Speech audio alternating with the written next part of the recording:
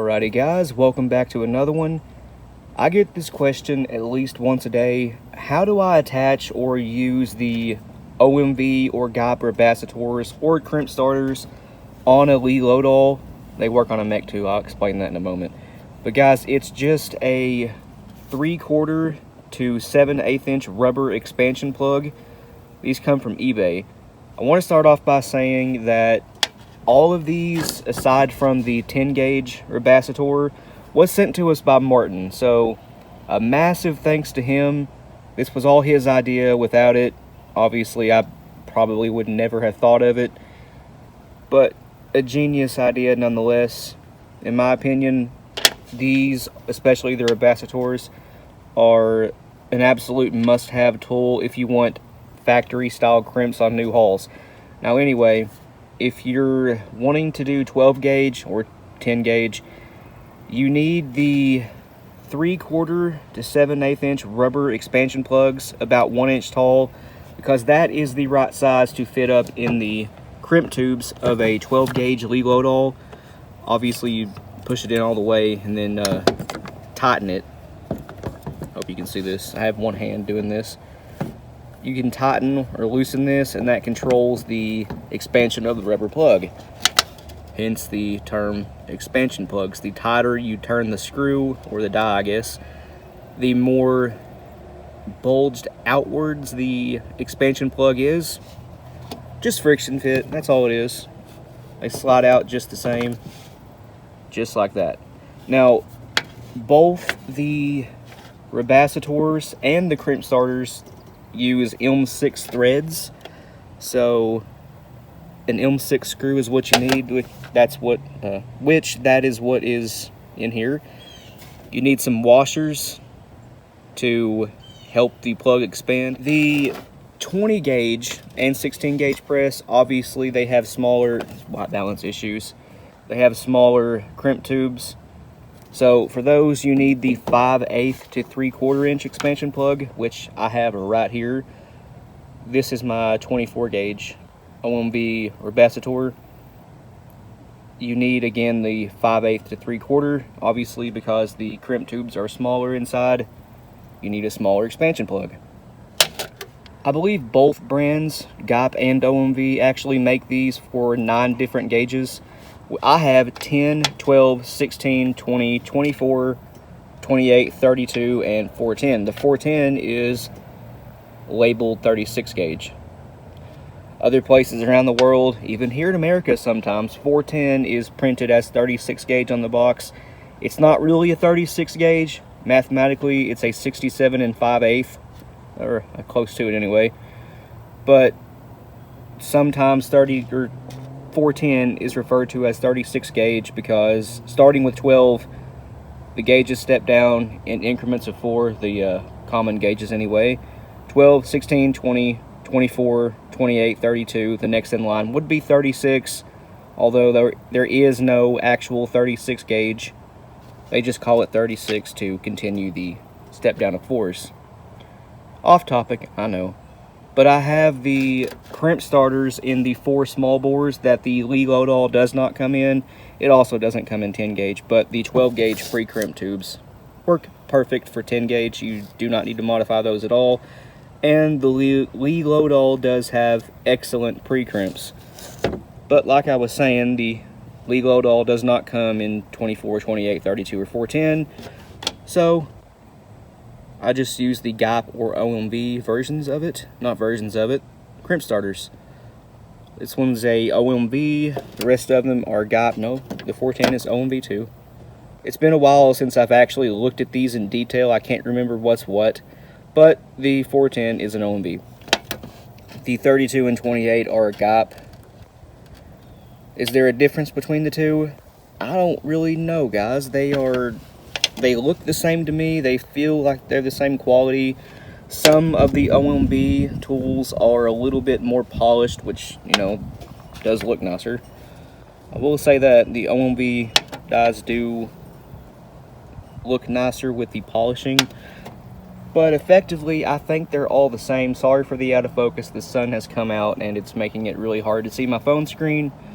But essentially, if you have, say, let's do 24 gauge right here, you grab this and you slide it up into, obviously you can use the 12 gauge expansion plug size or the 20 or 16 gauge, it doesn't matter. But let's say we want to put this on the 16 gauge press. So what do we need to do?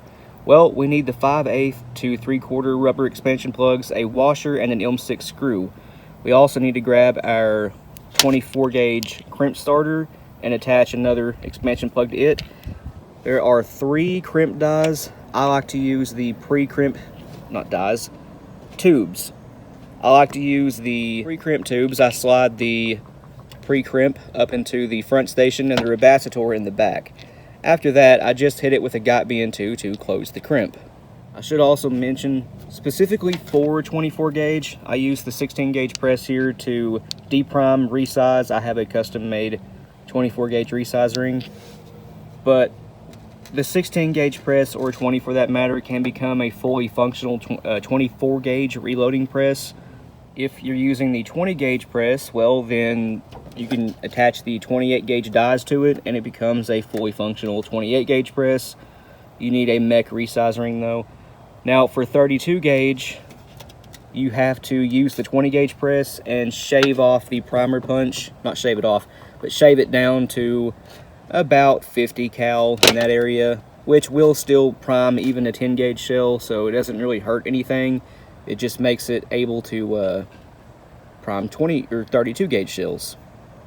But after you do that, your 20 gauge press becomes a press that can put together anything 20 gauge and smaller.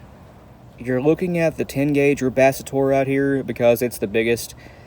You can see the inner piece, I don't know, whatever you want to refer to that as. It creates a crease around the top of the hull, which forces the crimp to be perfectly uniform all the way around. It prevents waviness, allows the crimp to be deeper set. It makes a beautiful factory style shell.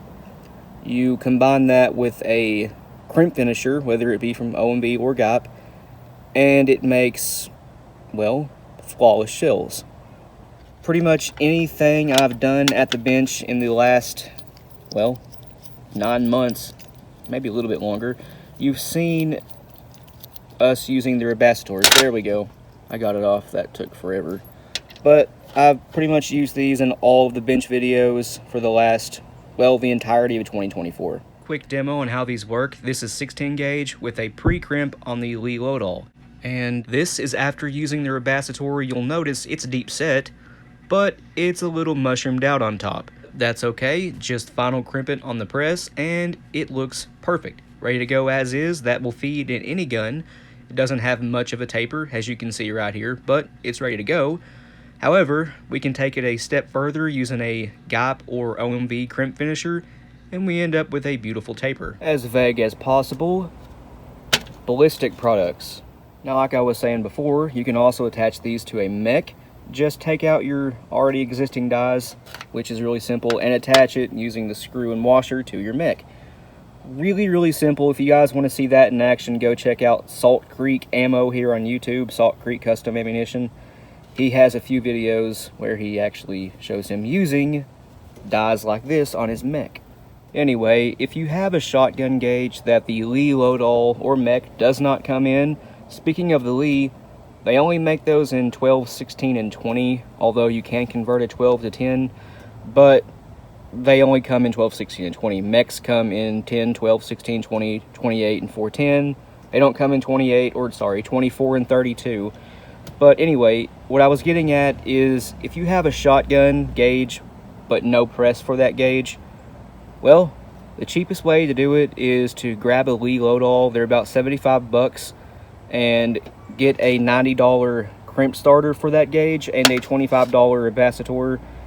And, well, the expansion plugs are dirt cheap. But just get all that. It would be much, much cheaper than buying a press. You also need a mech resize ring if you want to resize your hulls. But, I mean, other than that, just slap it all together. You can have a gauge press that the Lee Loadall does not come in for a lot less than buying a, you know, a mech or Ponson's Warren.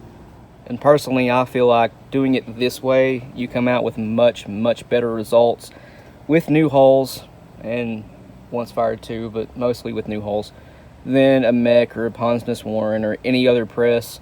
Or you could grab a mech and attach these dies to it and end up with the same results, really, to be honest, but the Lee Lodahl is cheaper.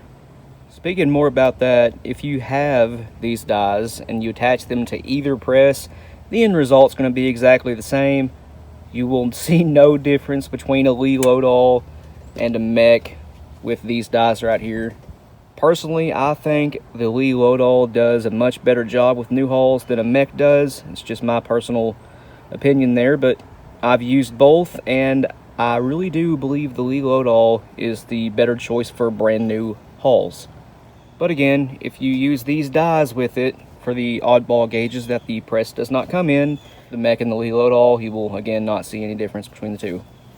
Anyway, if you guys have any more questions or need something cleared up about anything we went over today or any of this stuff in general, well, just let us know in the comments below and we'll get back to you.